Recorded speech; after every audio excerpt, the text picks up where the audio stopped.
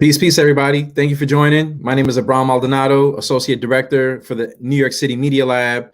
I run the Verizon EdTech program, and I'm joined here today by a legendary New York City artist, SpazeCraft. SpazeCraft, how's it going, family?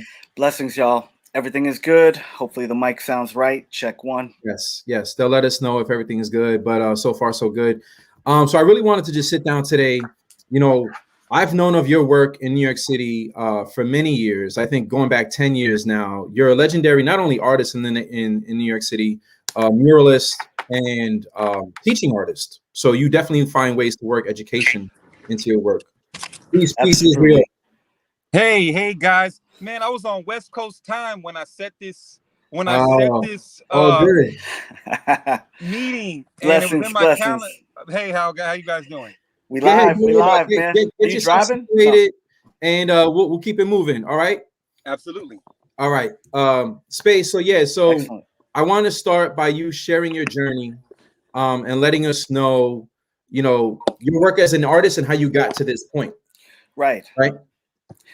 Yeah, I mean, it has been a wonderful journey as an artist. I'm born and raised here in New York City. I was blessed to be able to, grow up in a very central area, Midtown Manhattan. I grew up in the projects, Amsterdam houses, and it afforded me the ability to see more than just one perspective. One, it was a fairly decent projects, even though back in the 80s we did have crack and the epidemic, of course, hit us. But across the street was a cultural institution, the Lincoln Center. And so, I grew up from the year, 5 years old until I was a teenager, really absorbing all of that culture. And as a young New York City inner city kid, to have a stage literally out of my kitchen window and being able to experience all these free summer concerts from, cultures and groups from all over the world, to be able to walk through Lincoln Center and see all of the major sculptures, paintings and prints by, amazing artists in the world. As I, began to sort of get older and realize that there's more than just one culture of art. And as a kid, I grew up in hip hop as a practitioner, so I was out there popping and locking. I grew up as a graffiti writer. Bombing was my thing on the trains, with my crews, and so the artwork evolved as I grew up. I went to college. I was able to get out of New York City and spend some time in upstate New York. I did 2 degrees at Oneonta State University. One degree there, and then it was a partner program with a Fashion Institute of Technology.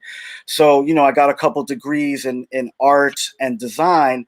But really the whole point for me to, was just to continue to expand. I need to keep myself open. So going to school was another conduit, another way for me to see the world and the ability to, really spread my wings. And in that process, I lost a little bit of my city. I became a little bit more hippie, and that kind of thing. But then, as I grew older, I started to see a lot of the cultures and a lot of the different art and music movements collide. In my 20s, I was a touring artist, as a DJ and a music producer. So, some of my highlights was, doing a really long stint with Graham Haynes, Roy Haynes' son. And being able to tour at that level, brought me to stages where I was on the same stage as Celia Cruz, and, just kind of like brought my whole game up. At one point I was able to open up, with my own vocal group at SOBs, open up for the legendary Gil Scott-Heron. I've been able to work the magic in the creation space, to be able to bridge gaps. And so I feel like, when we think about our gifts, one of my superpowers has always been to bring people together. In my professional world, I call myself, a strategic partnership, specialist. And within the education world, you see some of that also in the pedigree, right? So, yeah. I was able to, as an artist, link with educators that understand the power of urban art, hip hop, beats, lyrics, the messages on the walls, and so being able to bridge those gaps led me to places, led me to meet you, at NYU when we were on the advisory council for Martha Diaz and the Hip Hop Education Center. Big up to them as well. Like, and none of the work exists in a bubble, right? So, I'm an artist. I'm expressing myself. I'm getting into graffiti more and more. I'm getting into typography, lettering, characters. I sucked as a kid doing characters, but then when I'm Really? like, I would never yeah. I couldn't do it at all, and I would have to fight myself to draw, to make sure that I just kept doing it. I kept looking and kept studying, and then I kept doing it, and eventually something stuck. And you'll see, if you go to my Instagram, you'll see a whole bunch of my character art, which is kind of also a very wacky, kind of like bugged out, like kaiju monster meets hip hop character kind of style. And so again, for me, the whole idea of synthesis and being able to bridge the gaps between different movements, different energies has always been at the core of my work as an artist and also, as an educator. So, moving through time, everything kind of like scaffolds. And as an artist, what's interesting is I was never really able to synthesize my work as a visual artist and my work as an audio artist, because I specialized in very specific things. I came up in the experimental hip hop and ambient experimental electronic scene in the 90s as well. Sound Lab, and back when Rocky and Bobito was throwing words at the New Eurekan. I produced mad shows at the New Eurekan, all on my own special brand of experimental hip hop and experimental you were always known in stuff. New York City as someone that really experimented with the senses when it came to your art, right? Like sound, visuals. So it didn't seem like a big jump to the NFT world into the digital space. But how did you make that bridge and make that transition into the NFT space? How did you first learn about it, and why did you think that was a good opportunity for your work? Sure. Well, I mean, to be quite honest, I made the interactive aspect of my workshops the crux of the work that I do as an educator. Like the interaction between people, the interaction between devices and processes, creating ways. I call it purpose hacking. By purpose hacking these apps without necessarily knowing code, I was able to create different formats that participants were able to engage in on a multisensorial level. And so that, when COVID hit, just swooped the rug from under me, because everything was personal, everything was in the physical. And so it really made me go inside and see what my life's work is amounting to. I was applying for a grant to do make an interactive sound sculpture instrument that people could work with together. And then as soon as COVID hit, and I'm trying to tell my kids about this project, they knew about COVID and they were like, but how would we be able to do it together? And I was like, you're 150,000% right. Let's figure that out. So like you said, going into the digital space, there was a slight pivot, but certainly like all the education organizations, they didn't know what to do. They didn't know how to jump that curve. They didn't know how to get the kids on board immediately, so that school could actually be seamless. There was none of that. It was a shit show, pardon my French. But as an artist, what it did was it gave me time to reflect. It gave me time to understand why I create, and also the value of what my creations are and how they interact in the world. And so it led me to a space where at some point, honestly, I don't even remember how I got into the quote unquote NFT space itself. I just know that people that I know were already in it. And as it became more apparent within social media and media in of itself, it just automatically piqued my interest because of the change that it's creating within the economy, within the modalities of how art is to be commodified, and all of the stratification of like the old world, as they call legacy art world, versus this new crypto-based, digital, bit-oriented, smart contract space. So before we get Metaverse. into the opportunities created by the NFT space, let's take a step back and kind of catch everyone up, because we have a really mixed audience of academics, students, professionals, developers, designers, artists, of course. And I don't think everyone is, they can do their own homework, but in your own words, how would you describe NFTs? From how you've been interpreting what that means to you, because it means things to a lot of different people, and there's a lot of definitions, technical definitions, but from what you understand it, like, how do you understand it from an artist's perspective? Sure. Well, the semantics is actually an interesting thing. You have fees to be able to do transactions on the blockchain, on this platform, so to speak, this level, but also the ability to have something called a smart contract, which enables the person to create what's called a trustless environment. Now, the interesting thing is that we're all taught to trust something or someone, and that's the good thing, right? And so the automated aspect, the sort of locked in aspect, is very intriguing to me, because it shows, as far as the lingo goes, it shows what they call the proof of work or the proof of stake. It shows the action, it shows the time, and it's immutable. Like, you can't change it unless you destroy the whole shebang. You're always going. It's like a timestamp in history. And for me, historical context is so important. So as far as art within that context goes, folks have been in this move. I mean, Israel will tell you, already for 5-7, years, like, understanding these processes. It's only been until now that, sort of there's a big adoption. And even though, I'm a baby in the space, like, completely, I'm a noob, like 100%. But the thing is that when you go in and you really read and understand how it is structured, then you're able to understand how it can flow and how you can best utilize it. It's a tool like anything else, but it's an expansion of an ability to be able to communicate what it is you want to communicate. And I say what it is because it's not just art, as we're going to find out. We'll touch that on too. Israel, thank you so much, brother, for joining. Peace, King. Man, I'm glad I could. I would have if I would have missed this, I would have been heartbroken. No. I just want to give you some breathing room to get set up. I appreciate what you brought. I appreciate that GPT-3 conversation and everything.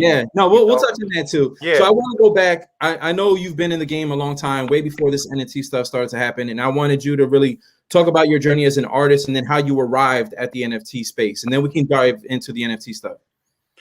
So I'm a political scientist, a critical theorist. So the critical part that I criticize is the global economy, the economic structure. I'm an Africana studies major.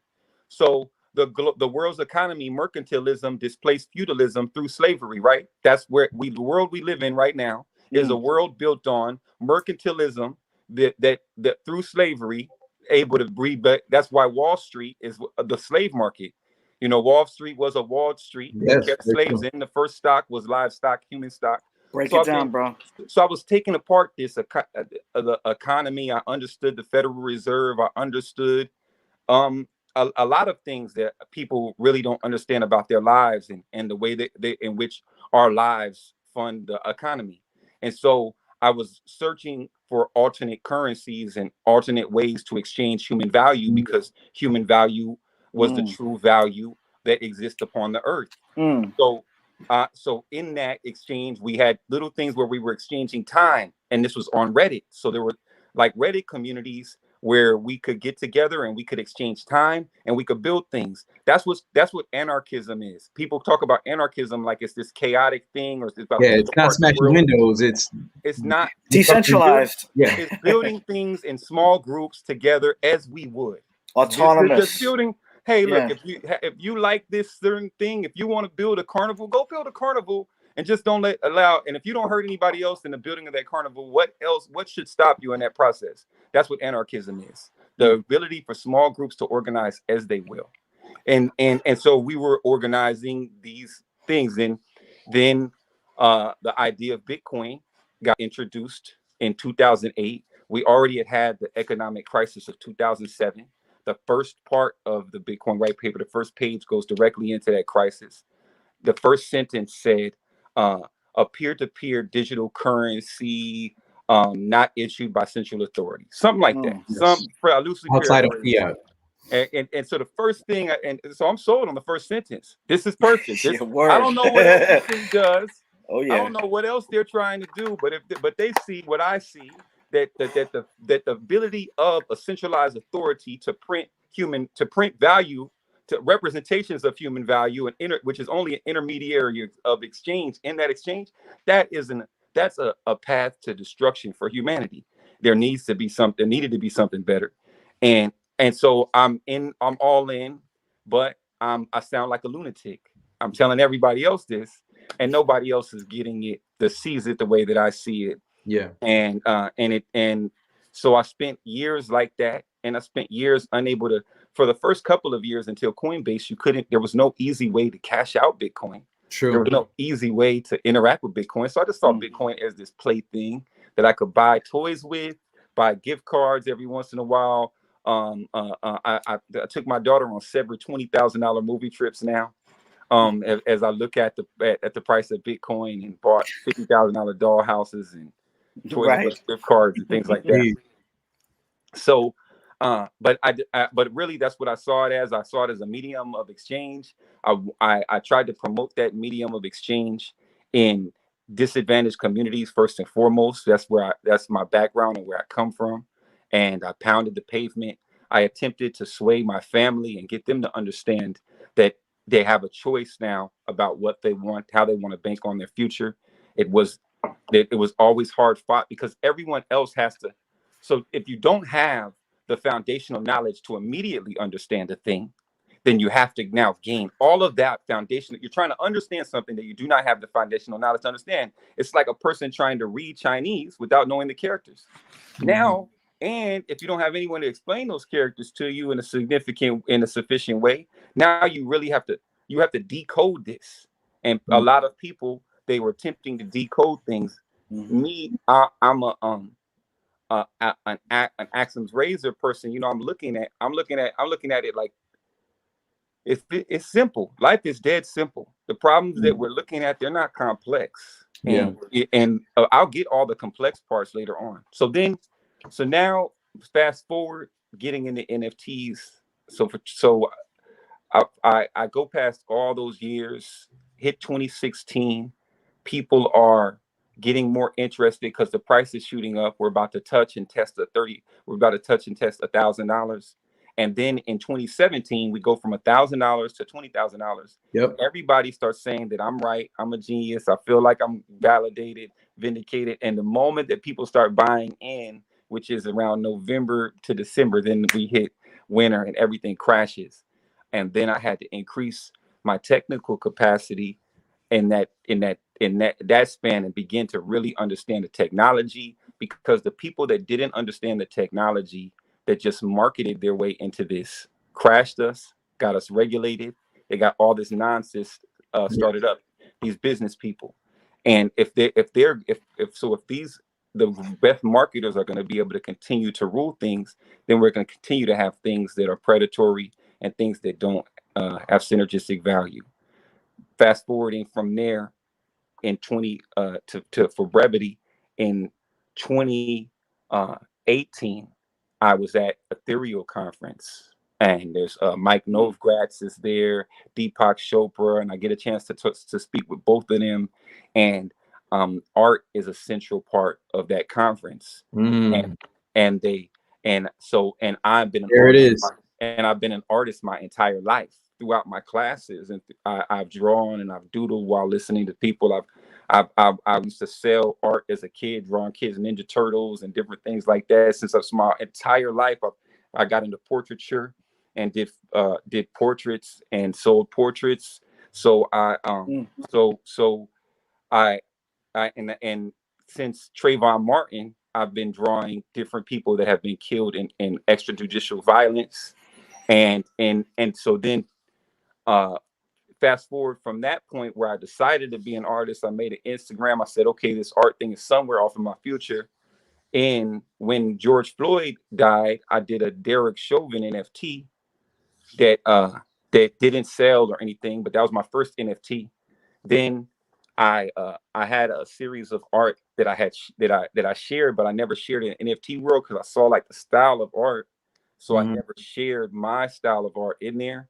And I minted an NFT of this Malcolm X. I have Malcolm X made out of flowers because I do generative art with AI. Yes. And so I had a Malcolm X made out of flowers that people really liked, and I turned and I sold that for 0.444 ether. That was my first NFT sale. And that same month, I probably made 10 grand that same month, but I felt more validated by that $180 Absolutely. NFT sale. And it just gave me a battery in my back. And my background similar. My background is biz dev, and I've been working in biz dev in different capacities. And I always let myself get overloaded with work, mentally distracted by the work, and they continue and let them throw as much work as they can at me. And no matter how much money I was always getting paid, I'm always getting taken advantage of because they were getting more than their value from me. And art was like this light at the end of the tunnel thing that could possibly give me an out. I'm too old. I'm ill. I promise you, I'll out rap a lot, man. 90% of Look, people. bro, if I had a second hour on this, we'd start a cipher and end it on. Like beatboxing, so, you talking to other guys? Yeah, but I feel like I'm too old. I wanted to drop a mixtape called "Too Old to Rap."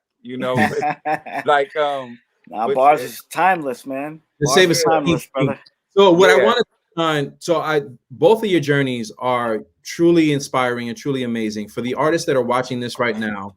That there is not a singular linear path in any career, really, but especially in the art world, right? Because your art is your interpretation of the world that you're in. So you're navigating other spaces, and your art is just an output, a completion of all that, right? And you are both now in the NFT space. You're both thought leaders that I look up to, and I pop into other Clubhouse rooms and I hear your names mentioned even when you're not even in the room. So don't even know if you know that, but your names are spreading, right? So there is, not a responsibility, but I think we should turn it back to others in the community and let them know, like, for those who were on that art hustle before, right? It's hard. What opportunities are now opening up because of the NFT space that maybe wasn't there before in the traditional realms for artists? Either of you can take it. Well, working with brands, definitely working with brands. And I've been, like I said, the great thing is I have a mix of business and art experience. So when people see that and they're like, oh, he's a creative guy, but he's a business guy too. I'm having conversations with the CEO level. My last 3 companies that I've entered in this year have been CEO level conversations, not at no process of no dealing with HR or anything like that. And I've been able, and then you add on, especially if you're a creator with influence. Influencers are the future. The people with the most influence are the future. So if you're a creator with influence, you're on the A side of any negotiation that you enter into. And there's always and what NFTs also offer you is that direct outlet and that direct connection with collectors. Like I got a commission that paid more than any other contract that I ever had, any other month contract that I ever had, a single commission. And that one person gives me enough validation to now enter into other conversations around art installations and things like that, and know that I can do one installation a year. I can do literally one installation a year and make a living. And those opportunities are now opening up. And I think NFTs, with this NFT conversation, like NFT is like such an enigmatic. It's not really an NFT anymore. They're discussing the whole of crypto and the whole of creativity under this one auspice. But really, creative crypto is a better description than crypto is a better description than NFTs. Like a token, the token deals with the token is the most important part of the NFT. There were already fungible and non-fungible assets, but because crypto is important to the future of humanity, now NFTs have given people an insight. They didn't have a window. They didn't understand what Bitcoin was. They didn't understand what any of this was. Now they have an insight to what is actually going on and how human beings can create better systems through absolutely smart contracts and through blockchain. You touch on collaboration, and I've seen that collaboration has been an important part to the NFT space and for the artists, because not every artist, they have the talent, they have the creativity, but they don't always have the connections, the influence, and a space. You did a collaboration recently and brought in people who were not in the NFT space, that were in the music world, in the entertainment space. Talk about that collaboration project that you did recently, and how that all came together, and your role in that. Well, I mean, just speaking to Israel's point, I mean, like, the medium itself is not the message. The messages hold the power, and the knowledge actually is the power. The thing that I love about how the space is evolving is that the communities are rallying around the knowledge field. And it's important for us to understand that it's a very large shift away from the curated gallery scenes or the high art thing. Even though you're seeing those entities creeping in, there's a solid community of vetters, of people who are like saying, no, this is not really kind of like, legit, or, like this is kind of more along the lines. Like, I see the amount of help and the amount of, I mean, I don't want to call it love, but I want to call it love, because that's the utopian, thought process. We want to be able to have communities exchanging ideas on a regular basis.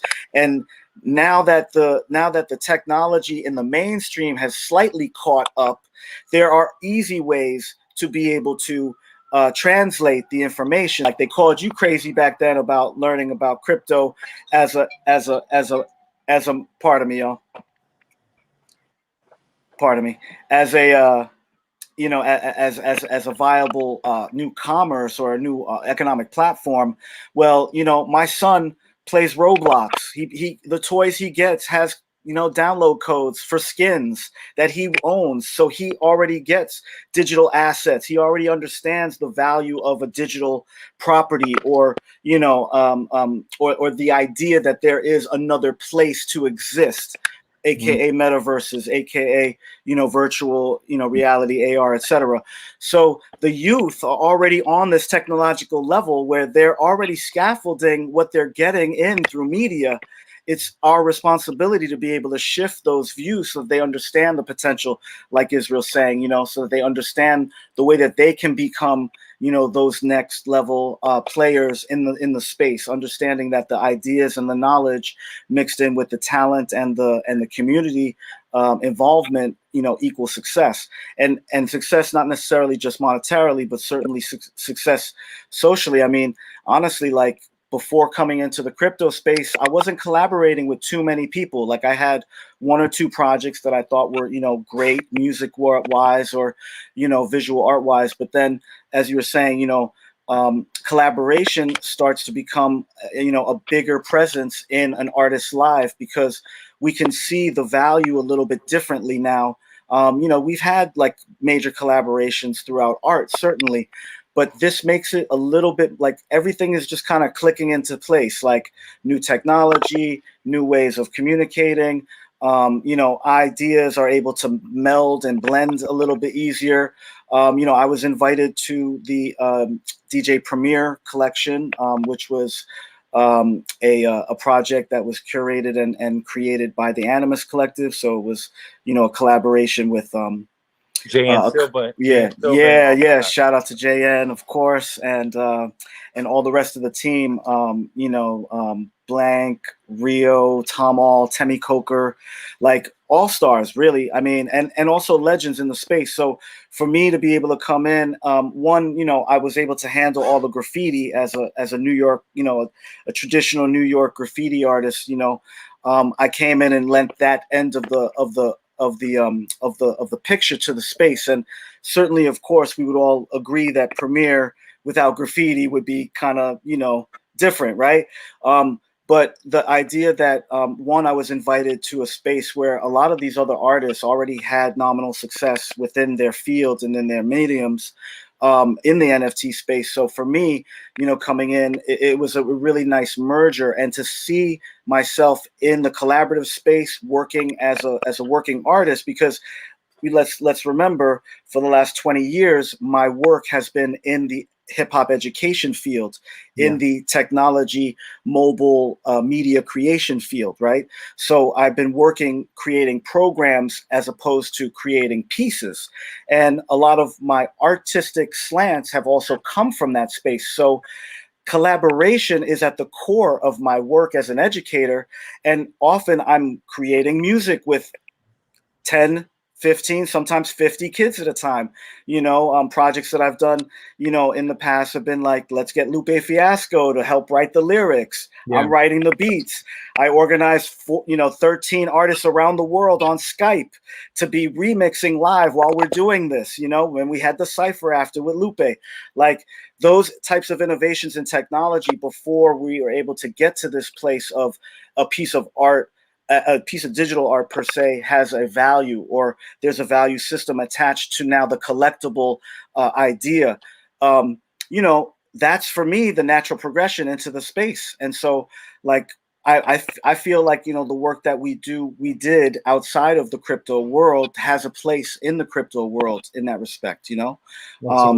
And as it was echoed earlier, you know, we're all coming from different spaces of our experiences. So, you know, I am an artist and I'm a music producer and I do visuals, and, you know, the capacity of my creative output is not limited. However, you know, I went to school for the art stuff, for the visual art stuff, and I ended up touring the world for 8-10 years as a music producer and a DJ, which I had no training in whatsoever. And I got to do that, you know, and then shifting it back into the education space, I was like, oh, I could teach what I know and love. I can communicate and share my love of art and how creativity is you know, we are a vessel, you know, for this energy. That's what brought me into education. That's what helped start the hip hop education medium and movement. I mean, in 96, 97, you know, I had a program with 13, 15 artists across the fields, you know, running a school in Queens. You know, I had Futura 2000 doing website design at 2000. Yeah. Futura, you know, like of self-education, right? And self-learning. This you know, Israel, that's kind of how we connected, because during the pandemic, and it's crazy how the pandemic is really giving people, you know, as a blessing in disguise, like the mental space to just kind of like think and breathe and like mentally breathe, right? And think about what's my next creative step. So during that time, I started to become an AI developer. I was one of the first people with access to GPT-3, and I'm an ambassador to that work. And Israel has kind of, you know, seen me do some of that work. But then you started to explore AI generative art, right? And adding that to your work. So there's new spaces. So none of the training that any of us have had over the last couple of decades has really prepared us for like the new tools that are now at our disposal. So Israel, what are you now exploring now with AI generative art and working that into the space, and how that's now being part of baked into your NFT work as well? So I've been doing generative art for maybe the last 3 years. So I was always a sketch artist, graphite, charcoal. I did colored pencils and stuff like that, but I just never. I really like the way that shading. I like shading to bring life to pictures. Like, you know, you can just shade for days and days and days, and dot for days and days and days, and just keep on bringing something further and further out. And so that's really where my therapy part of art comes in. And, you know, pencil's my favorite medium. So what generative art allowed me to do was stylize my work. And that's the initial, like, nobody's seen those pieces. Like, those aren't pieces that I'm sharing or anything like that. That's like, I was just gonna ask, give me the link so I can throw it up. Like, mostly the only thing I share a lot is my iconography, because my thing is like, I see G in you, I see God in you. So it's really about, you know, the first through these icons that I look up to, these hip hop icons or luminaries that I really appreciate. You know, I created Elon Musk, the Elon Musk that everyone's doing right now. I have an Elon Musk from 2 years ago. that I did with generative art and sketching. Mm-hmm. I want to And see if I can pull up a couple pieces of your work. Where's the best place to find that? On Instagram? Instagram. Yeah, Okay. Instagram will be the best one. And so yeah, so that right now, I'm in a residency with Playform, which is an AI company. So I've taken my old Deep Dream data sets, utilize and did a push to create these 33 pieces. Then I'm taking these 33 pieces and I'm creating one single data set out of them, and then doing another data set of thousands of images on the other side. And then I'm going to take the thousands of pieces generated, and I'm going to animate them to a beat with using AI. And the AI that the beat is making, the beat is called Naomi, from a thing called Authentic Artist. And Naomi is making lo-fi beats for this. And so now I'm going to have these 33 people killed through extrajudicial violence in various gruesome ways to this slow, sad hip-hop lo-fi beats in an animated series. Mm-hmm. And hopefully, so that's what I'm doing right now. And there'll be an NFT option and definitely some type of virtual presentation. But I'm looking at now that we're edging up towards Bitcoin Miami, and I know that I'm going to be there working for several companies. Why not? Hopefully I can get maybe a venue or something where I'm down there where I could display these or have an event in coordination with this piece. Because also I know that the investors relations people from Playform and all of that will be down there as well, so they could help support. Yeah. Well, it's crazy that, you know, the doors that are opening with the different tools, the mediums, the technologies that are now at our disposal, that you know, working with GPT-3, you can stay a domain expert in your space without feeling like, oh, now I got to learn how to, you know, learn this whole coding language or this programming language. You know, a lot of these like NLP interfaces or these no code interfaces allow you to use these tools in a way that lets you stay the expert in your space, but just baking in this new toolkit, you know, as part of your repertoire. Space, I would love to, you know, it's funny with the collaboration that you did, and I want to pull it up.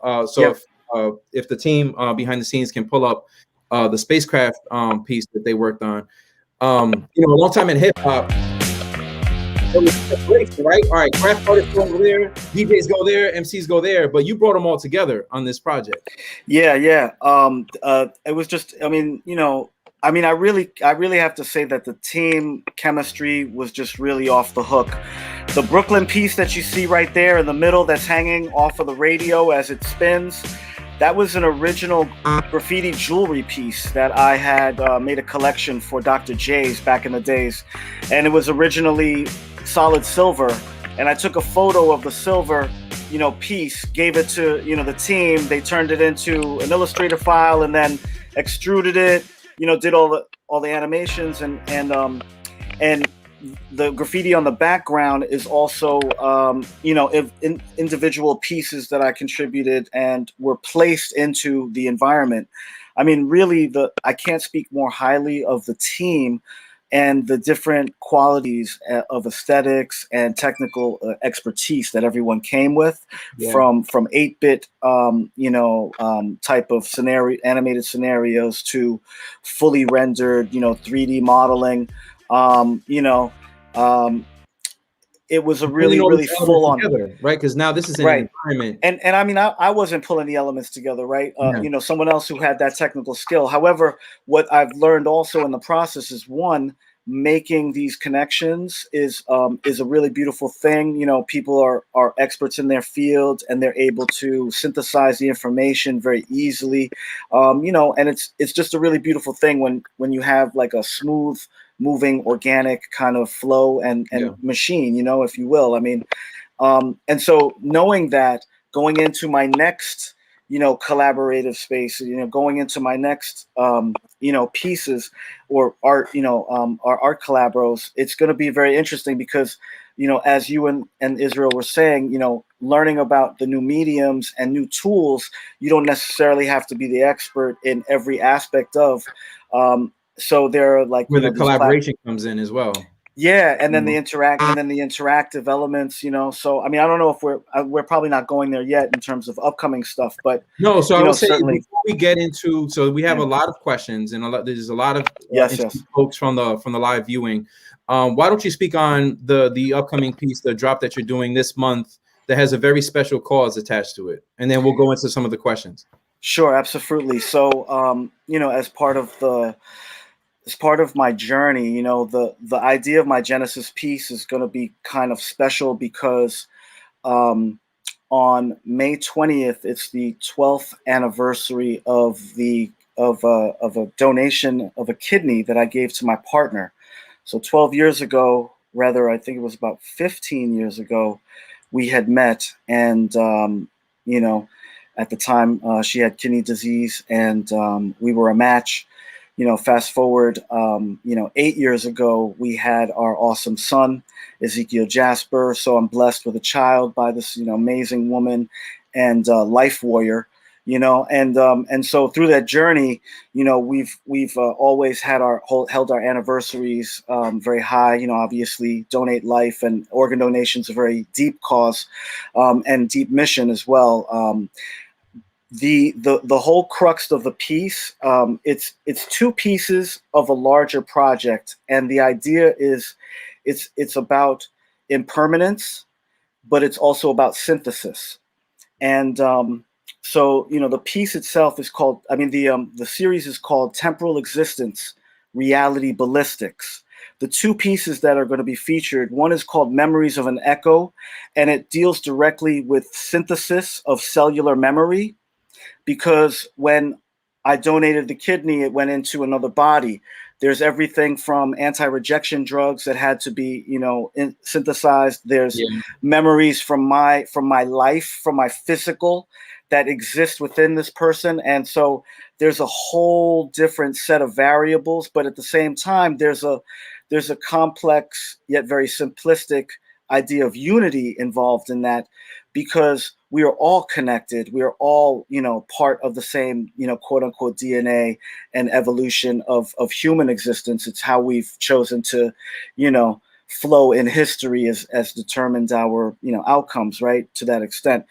But what I'm trying to achieve through these two audiovisual explorations is the idea of cellular memory that carries on even impermanence through energy transference, and how our consciousness and intention creates an intonation and frequency modulation for the world to experience. So just our connecting has implications and impact, which is also, again, why I've dedicated over 20 years of my life sharing my art forms and ways that I create so that young people can unlock their own doors in life. So now with crypto, with that, you can add that additional layer. So you can provide the visuals, but then there's dynamic elements that you can unlock, right? That give that story, that give that journey. You could even right. So the whole story. So because my whole thing is interaction, and now as a multidisciplinary artist, my worlds are colliding now, right? I'm creating something that has a soundtrack that's interacting with visuals. There's audio reactivity. There's, very specific things that are happening that when you listen and see, the synthesis, it does something to your stasis. I'm using tones that are, high frequencies, well, not high, sacred, sacred tones that are able to, help, create calmness, but also, feed the aura and such.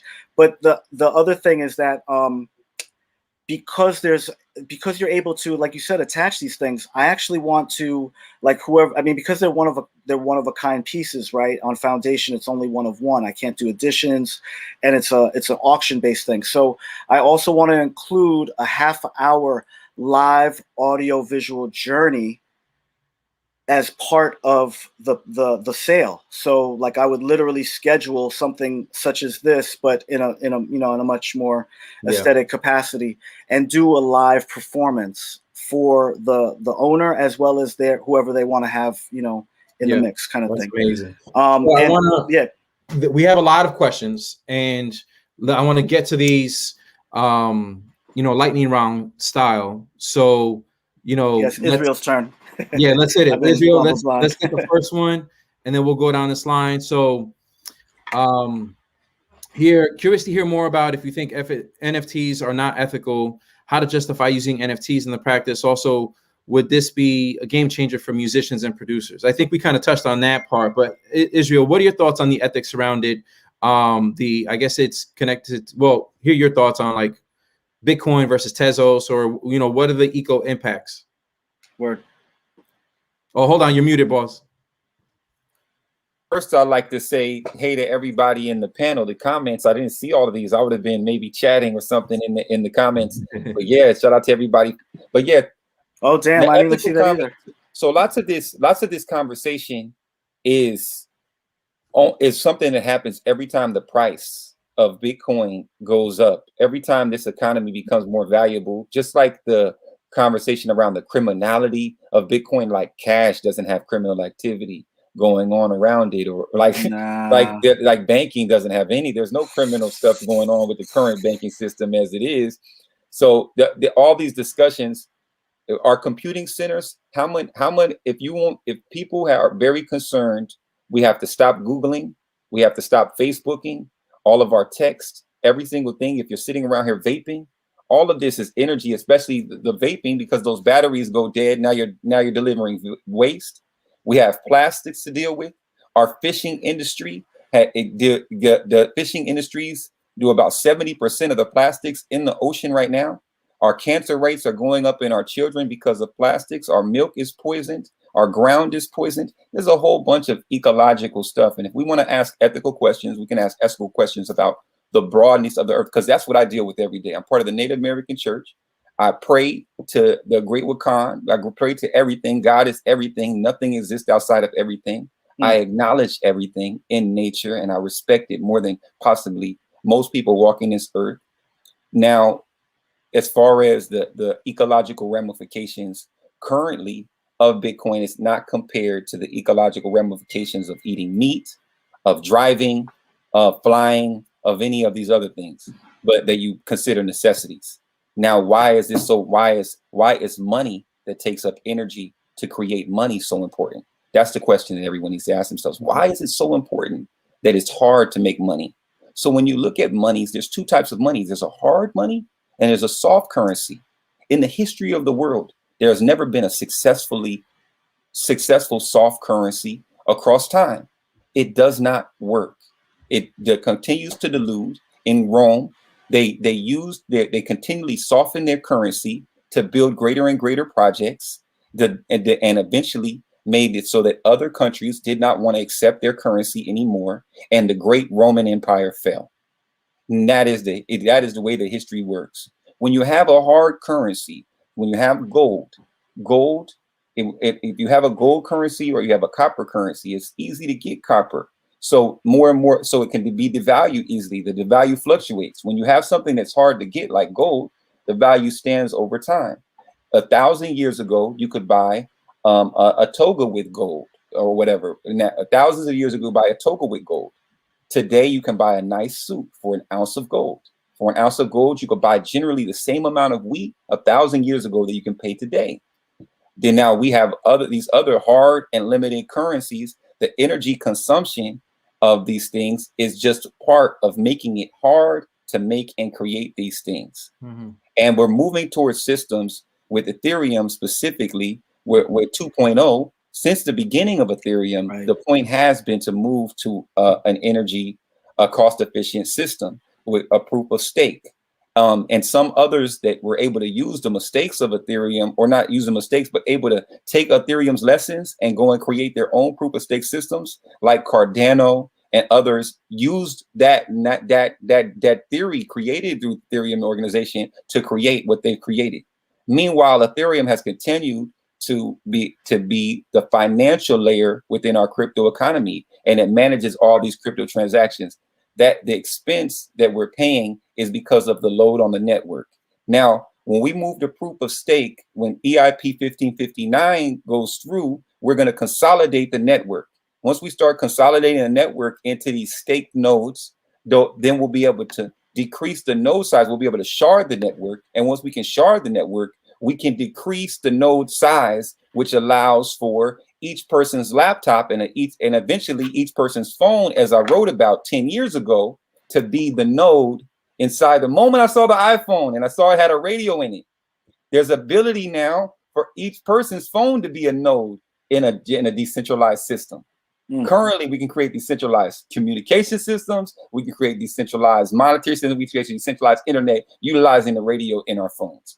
Wow. So eventually, when we can decrease that data size, we're going to be able to now, and that's going to decrease cost efficiency. And once we move to proof of stake, we're 99% less energy consumption than we do now. Now, we have to also talk about the reason that we're having this energy conversation is not because of the use of energy, because of the ways in which we currently derive energy on this planet. Yes. So we have to really inspect. So rather than expect Ethereum or expect Bitcoin, inspect the fact that we're still using fossil fuels because it feeds certain people's pockets, and inspect that, because we can enter zero energy right now. We could put a solar farm in the middle of the Nevada desert and New Mexico desert of the United States that feeds the entire United States energy with no problem. There is some disruption to the seabed by creating the solar panels, but maybe we can get around those problems. But anyways, I would say that we're gonna overcome the problem of the energy efficiencies, of the inefficiencies around the cryptocurrency ecosystems. But the bigger thing that we need to do is inspect the ways in which energy is being created, and we can actually create enough energy that this conversation becomes null and void. Absolutely. In the next 10 years. I learned a lot. Yeah. I appreciate your thoughts, brother. Yeah, and what's also interesting is that, I mean, I've only been in the quote unquote, NFT space since, the end of last year. As a student, right? Learning and absorbing and understanding, and that my first piece is going to be minted on late May. I didn't rush into it. I didn't try to cash grab. I'm not trying to get on as many platforms as possible so that I can show face and I'm out there.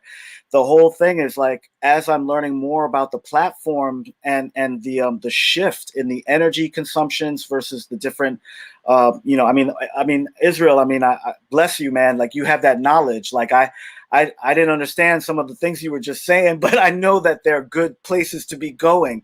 And the whole thing for me as a consumer of culture and understanding how I can push, my agenda as an artist and sharing my love of art is that these platforms are shifting to spaces where it's going to be much more easily accessible, much more pretty for the environment, less controversial in that respect, and also much more complex in the sense that there'll be ways to really engage in terms of who does what on the platforms. Like we're saying, it's not just art. So, collectibles is one thing, but to create experiences or create tokens that have, residual effects over the years. I've heard of an artist that gave 2 young boys, a crypto account, and when they turn 18 or 19 or something to that effect, they're gonna receive some generational wealth. There's a lot. I want to stop you there because that's exactly how I want to. I'm looking at the questions and I'm trying to get all the thoughts in from these questions, but also speak to what I really wanted to get out of this is legacy, right? Yeah, I have children. Space, I know you have children. Israel, I know we're not only doing this for ourselves, but there's a way for the art here to really live beyond us and to live, and be withstanding, right? So if you can speak to, the opportunities and the potential here for legacy to benefit and to reap the commerce and the royalties around NFTs that come from that by it living on and not just being a one and done, not being a work for hire, not doing it just for a commission for the upfront check, but they're having more there to continue on. Yeah. I mean, just right off the bat, I can say shout out to Hanifa Walida, aka Shaki. They're coming on board into the space as a curator, but not just a curator per se, but to really help the creative community, as well as others within the space that don't have as much ability to do stuff. So, like for instance, there's the Pieces of a Dream project that's upcoming, and that's working with Gil Scott-Heron's album Pieces of a Man. Also with the keyboardist and musical director of the Midnight Band, Brian Jackson, and she's curated some of the top poets, valid, like official poets from the Nuyorican poetry scene, from the Def Poetry Jam scene. Shout out to our brother Mums, who passed away recently, but he was also a part of this project and is still in memory and in the painted portion. But folks like Jessica Care Moore, Saul Williams, Ursula Rucker, some of the legacy poets from the New York scene, Mike Ladd, Mahogany Jones. All of these artists are coming together to collaborate with the music of Brian Jackson and recreate the words of Gil Scott-Heron and collaborate with visual artists. I'm one of those artists, but also there's a brother who's a poet and also on death row currently, and he and his family, the foundation, folks underneath, in alignment with him, are hopefully going to be, benefiting from this move in terms of, I don't think there's any other person on death row, rightly or wrongfully so, in this space. So again, creating legacy, not just for artists, but also creating legacy for folks who don't have, the resources around them or disadvantaged. The families, the estates, exactly, continue to benefit from that collected work. I know we had talked about that with Nip and some other folks, and like creating that opportunity, but also creating that opportunity for your own children and for others to have their pieces live beyond the time that they were here. Exactly. How are you seeing that in the collaborations of the works that you're doing, Israel, of like making sure that everyone is getting their piece throughout the longevity of these projects? Well, on the company side, a lot of the CEOs that I speak to, especially around music, are speaking to that exact thing. And they have, and people, if you've been in the music industry, you have a friend that you saw that had their time, or they committed their efforts to something that was great, and then now they don't get any kickback from that. And so what about the engineer that engineered Juicy and all these different people that feed into every single project being paid in perpetuity for the project, and those that committed the most to it, get the lion's share. Okay, take the lion's share, but let it be for, if you played a trumpet on this track and this track goes platinum, hopefully your great grandkids and they don't have to hear that track without getting a piece of that. And now we can put it inside of the contract. We can create systems around it, and there will be several different systems, just like there are several different PROs right now, or several different platforms like Spotify and all of that you have to collect your check from right now. Similarly, going into the future, there will be a lot, and then there will be oracles that listen to chatter on the blockchain and say, okay, that's a piece of, this was used to make this. And eventually with AI utilizing stuff to reverse engineer stuff, maybe there will be pattern recognition software that says, you know what, this actually was an outgrowth of this, and maybe a little piece of that goes to the original artist. But I think those systems are being created right now, and that's part of the ethos. And I look forward to we're being part of companies that create them more, because I'm really artist first person. Absolutely. I really want to thank both of you. This was a very enlightening discussion. Where can people find your work? Where can we support you? I know supporting the artists is very important in this community. Israel, why don't we go with where we can find your pieces and support your work? And Space will go next. Yeah, but I would say anybody that wants to answer any of these questions, I see there's a lot of questions that didn't get answered here. So I'm Israel S. Wilson on all social channels, and I'll be glad to answer your stuff.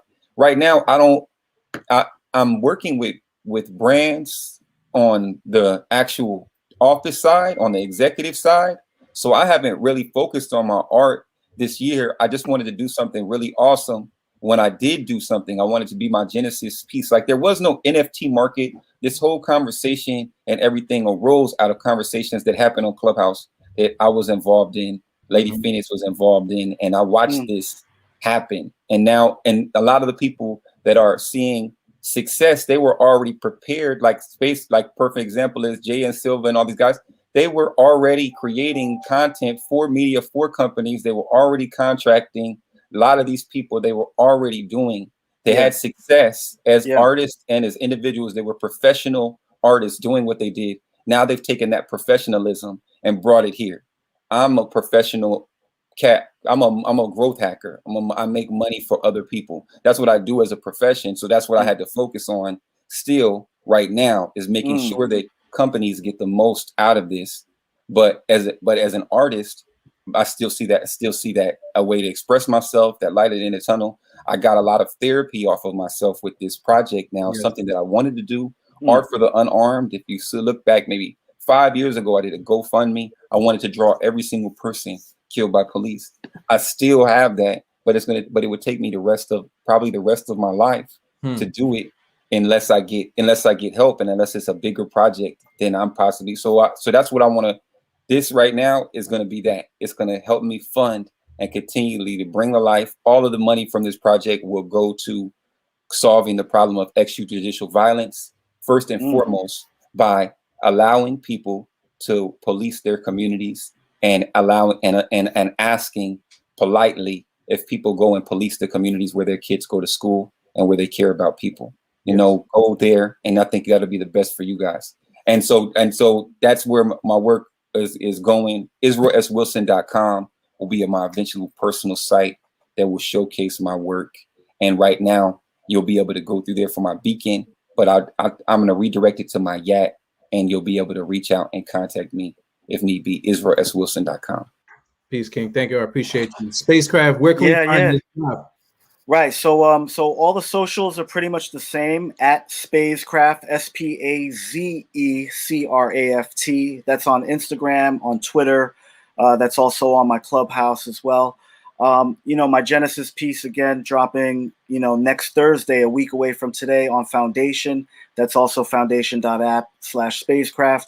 All of my regular website type stuff is going through changes. A lot of old information's got to get updated. But just to really quickly speak to the idea that upcoming drop that I'm going to be working on is not one that I'm producing or putting any artwork in. It's a curated piece by Hanifa Walida again. And it's basically for Matt Dew. He was a hip hop artist who passed away a number of years ago. And just to conclude that, family intergenerational wealth piece, that project is going to be a split project where part of the funds go to the family of Matt Dew, and then part of it goes to an NFT mentorship program, of which I'm going to be helping Hanifa really like craft it together, because it's kind of, really going with the vision that she has for this particular project. But clearly in the work that I do, outside of the crypto space, with youth empowerment and, generational, growth, this is really where I'm going to be focusing a lot of my energies. And so even though you can find my workshops on the New York Public Library teen website, and I do work in the schools, virtually as well, but really I'm going to start focusing on how do we get young artists inducted into the space in a holistic way so that they can really thrive? How can we kickstart, careers? How can we, help families get out of debt and be able to see that their own value, et cetera? I mean, these are things that I think are obvious truths that we need to uncover, but through our artwork and through our abilities to navigate these spaces, we can really create some change in those ways. So, I'm going to attach a lot of different variables to my work in order to help push the agenda of education through the arts and media. Well, the Media Lab certainly supports incubators, challenges, accelerators, and ways to connect with the community. So please both of you feel free to leverage our network and reach out if you ever need help. But I really appreciate this conversation. We're rooting for the both of you and for the work that you're doing to support other artists to come into this space and to also spread your own message. So thank you again, everybody, for checking in.